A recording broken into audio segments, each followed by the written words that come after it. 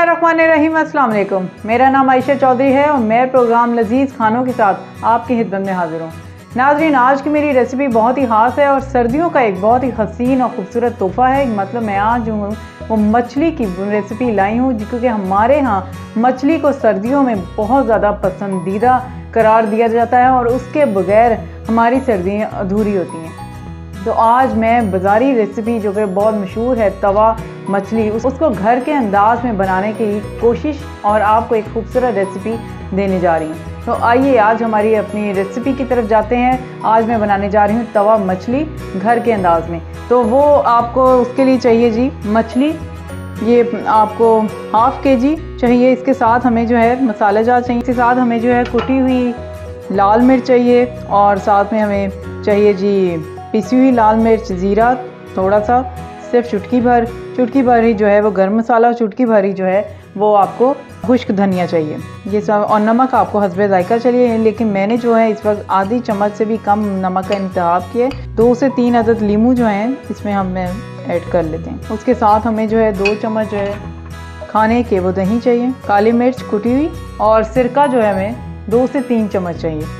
सिरका, क्योंकि कुछ लोग समझते हैं कि सिरके के बगैर जो है वो मछली जो है वो अधूरी है। हकीकत में ये बात है कि सिरका इतना ज़रूरी नहीं होता जितना कि आपको नींबू का इस्तेमाल हो और साथ में दही का इस्तेमाल हो।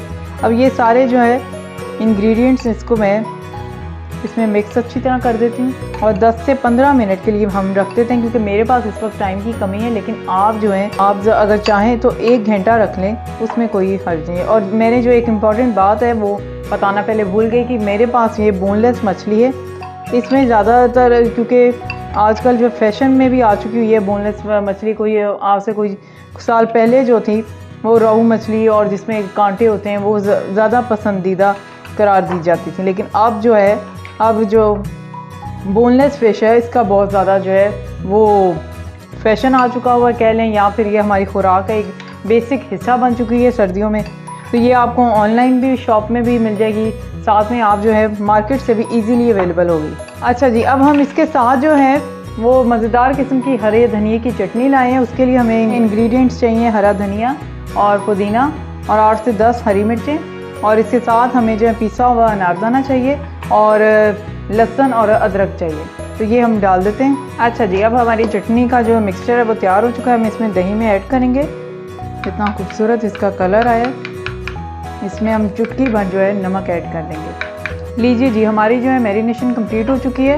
मैंने थोड़ा सा ऑयल डाला है तवे पर और उसके साथ हम जो है मछली रख देते हैं।